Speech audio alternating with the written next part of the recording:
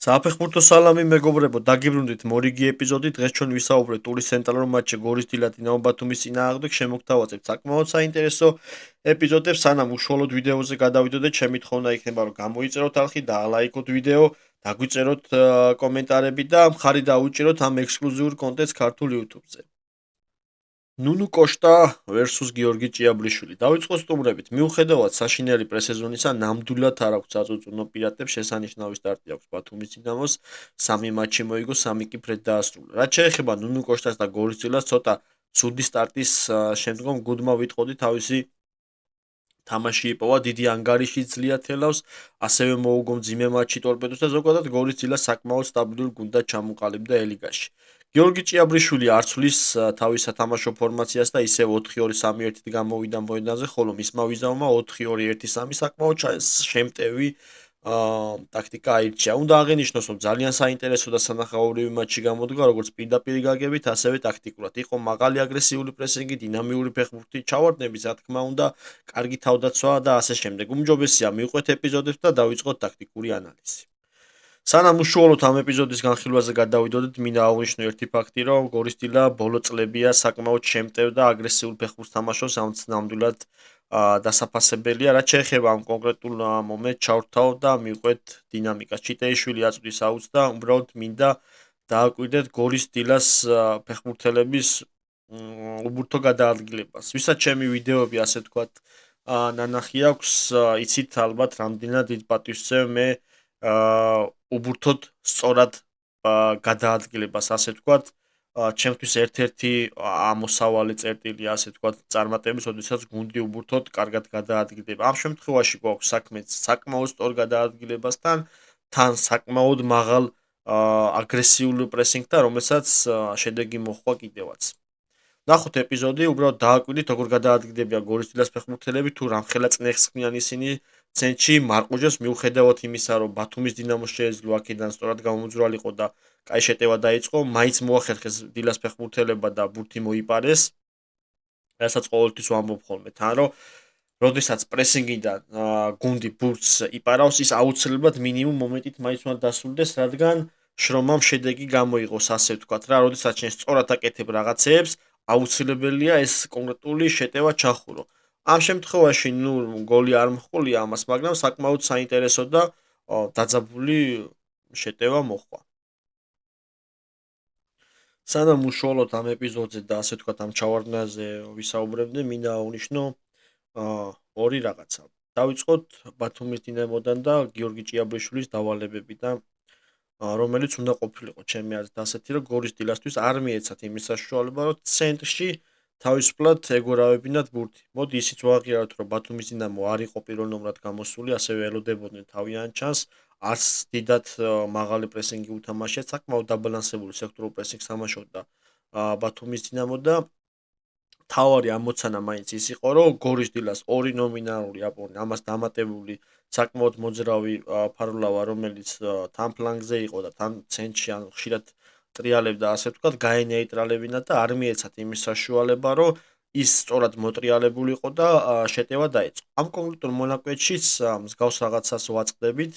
დავალება ერთია, შესრულება მეორე. ამ შემთხვევაში ჩავთავ ახლა ვიდეოს და მივყვეთ დინამიკას, ფარლავას აქვს ბურთი და უბრალოდ დააკვირდით ბათუმის დინამოს აპორნის ამოვარდნას, ასე ვიტყოდი, ნუ ასათვისებელ სივრცეში, ასე ვიტყოდი, ნუ იდეაში შეიძლება სწორადაც გააკეთა ეს, მაგრამ ამ შემთხვევაში თუ შენ ამას აკეთებ, ცენტრალური მცველებიც ამოწეულები უნდა იყვნენ 10-იანი, რომელიც ასე ვთქვათ, ხედავს, რომ აპორნი ამ ამოვარდნას აკეთებს, ეგრევე უნდა მოდიოდეს უკან და იმ ზონას ავსებდეს. ამ შემთხვევაში არავინ არ შეიავსო ეს ზონა, თლად ცარელა დარჩა, ფარლავა შეეძლო ცენტრშიც გაეძვირნა პასი, ფლანგზეც გაეკეთებინა, ამ შემთხვევაში ფლანგზე გადაიტანა, ნუ მართალია ამ შეტევას შედეგი არ მოჰყოლია გორის დილასთვის, მაგრამ უნდა აღინიშნოს, რომ ეს იყო ალბათ ჩემი აზრით პირველ ტაიმში ერთ-ერთი ყველაზე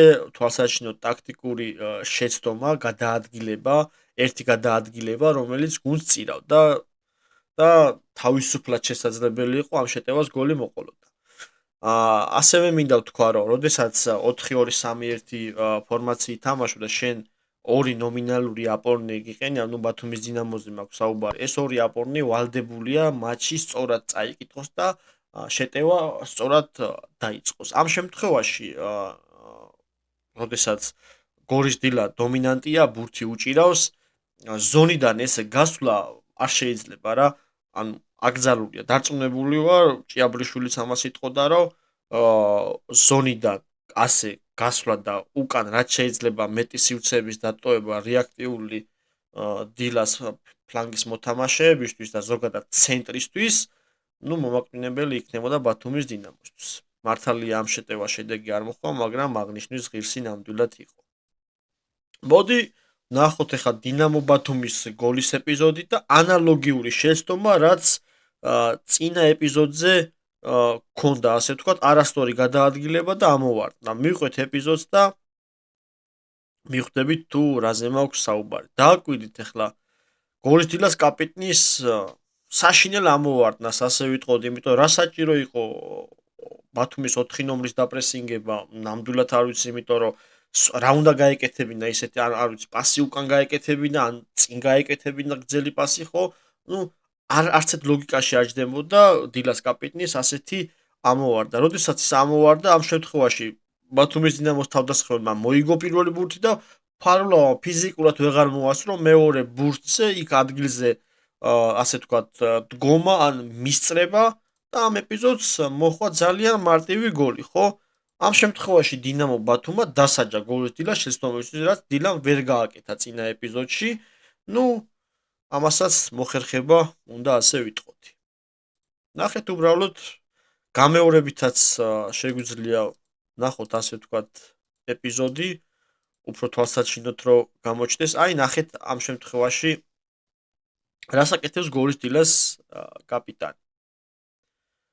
რა საჭირო იყო იქ ნამდვილად ვერ ხვდები ეს იავარდა, მეორე ბურთსაც ფიზიკურად იმ სიტუაციაში კაციშვილი აღარ იყო და ძალიან მარტივი გოლი გაუტანა ბათუმის დინამომ გოლის დილას. რაც შეეხება ამ ეპიზოდს, მინდა ვთქვა და აღვნიშნო ერთი ფაქტი, რომ ნუ საკმაოდ მისასალმებელია და საინტერესო, როდესაც გუნდი შემტევდა აგრესიულ ფეხბურთს თამაშობს, ამას დამატებული აგრესიული პრესინგი, მაგრამ ამ ყველაფერს ალბათ ვეღირსები რომ თქვა, რომ სწორად აკეთებს თქო, ჩემი ვიდეოების განმავლობაში, რასაც მომავალში დავდებ და უბრალოდ მინდა რომ გუნდება მაქსიმალურად გაითავისონ და ის რაღაცა ჩავარდნები რაც აქვთ, მატჩიდან მატჩამდე გამოასწორონ ხოლმე. აი ამ კონკრეტულ შემთხვევაშიც ამასთან გვაქვს საქმე.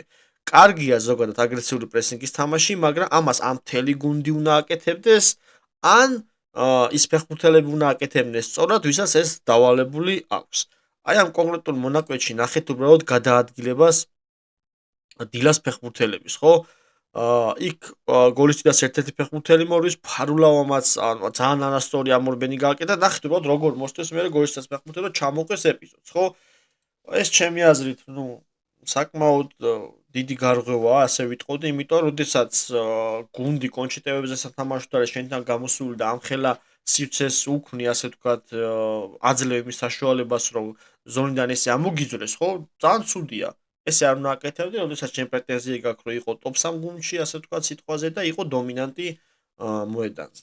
აი ამ ეპიზოდით კი რაღაცა პატარა შეჯამებასავით გავაკეთებდა ამ კონკრეტული მატჩის, ნუ სტანდარტულად ბურთის დომინაცია მიმდინარეობს გოლის დილას საჯარიმოში და დააკვირდით ახლა უბრალოდ თითო კიკაბიძის და ინჯგიას. ინჯგიამ გამოიხედა უკან და დაინახა რომ კიკაბიძის სივრცე ხონა კიდე გამოიხედა, მაგრამ არ დაიწყო უკან ასე თქვა გადაადგილება. აი ამ შემთხვევაში გოლის დილას ფეხბურთელს რომ გამოეყენებინათ ეს პლასტარმი ასე თქვა და ის გრძელი პასი თუნდაც კიკაბიძის მიმართ გაეკეთებინათ, საკმაოდ დიდი სივრცე ხონდა კიკაბიძის შეტევა რომ წარემართა. რაზე მინდა ახლა ზოგადად საუბარი და პატარა შეჯამებასავით გავაკეთო, როდესაც ორი ძლიერი გუნდი უპირისპირდება ერთმანეთს, მაგ შემთხვევაში გადაწონის ხოლმე მეტოქე გუნდის, ასე ვთქვათ, შეცდომები, ხო? ამ შემთხვევაში ბათუმის დინამომ არაპატია გოლის დილას და დასაჯა იმ შეცდომის გამო, გოლის დილამ კი რამდენიმე ბათუმის შეცდომა სწორად ვერ გამოიყენა. ეს ესე უნდა ხდებოდეს ზოგადად, როდესაც გუნდი შეცდომას უშვებს, რაც შეიძლება კარგად უნდა აითვისო ეს შეცდომა და შენთვის სასიკეთოდ გამოიყენო. საკმაოდ საინტერესო მატჩი იყო.